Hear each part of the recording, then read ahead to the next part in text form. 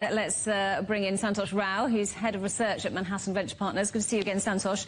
So as we were hearing there, Nvidia again has beaten expectations. Why is it doing so well, both in itself and compared to its competitors? Yeah, thank you for having me. Great to be here. Let me throw in my share of superlatives. I mean, knock the cover off the ball, fantastic, superlative, everything. So this was a great quarter by any respects. I think that the thing going for them is they are at the right place at the right time. They have a lead on the other companies.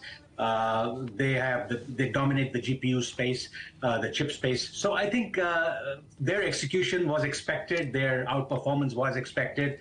And for them, the market expected at this level, they needed to not only beat the estimates and raise the guidance as well. And that's what they're doing. So 24 is expected to be good. 25 is expected to be good. So for analysts like me, the big question is how far and how long can they go on? And I believe they can continue to go on. They still have a good lead.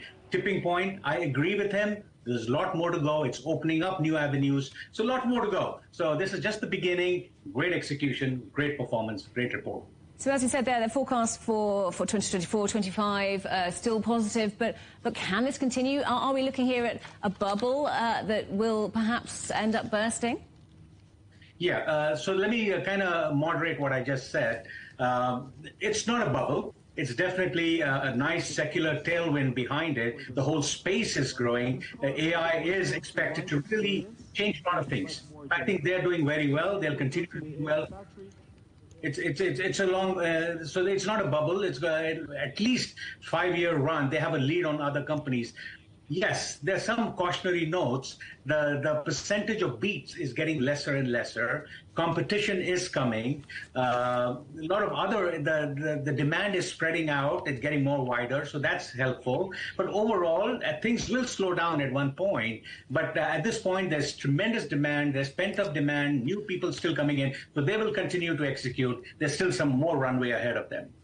So we heard that the CEO was talking about artificial intelligence being at a tipping point, bearing in mind that perhaps that's not the first time he said it. What do you think that the near future holds for AI? Where will it go next?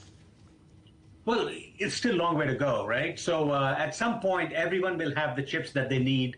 Everyone will have what it takes. So the infrastructure. Right now, we are at the infrastructure stage, and they are dominating that space, the chip space. Then we go into the software, the applications, and that's the next phase of the development. And Nvidia is well positioned for that as well. And that's the beauty of Nvidia. They have a full stack. Not only do they have the hardware, they're also well positioned in the software. And that's where the next growth is, the enterprise software business. It's going to be a huge multi-trillion-dollar opportunity, and they're well positioned for that. So it's not just a hardware play, it's a software play as well, and they have a competitive lead on that. They have a moat around that. So I think they will maintain that. So they will continue. Yes, the competition will come on like it always does, but it'll take some time. And China will come on at some point. There are a lot of restrictions. They're introducing new chips, so that'll come back. It was like mid-single digit this time. It used to be 20%, so they need to get back there, but it's going to take a lot of time. But that's incremental to what they need. They don't need it right now. The other stuff, there's so much demand out there, so they can continue to execute on this at this pace. No surprise, perhaps, the shares were up on the back of these numbers. Worldwide indices responded to them as well, particularly the Nikkei, as we were hearing from John there. How much was that record level down to tech stocks? Absolutely, a lot of it. It's one of those cases of rising tide lifting a lot of boats, not only in Japan, but in Asia and in Europe.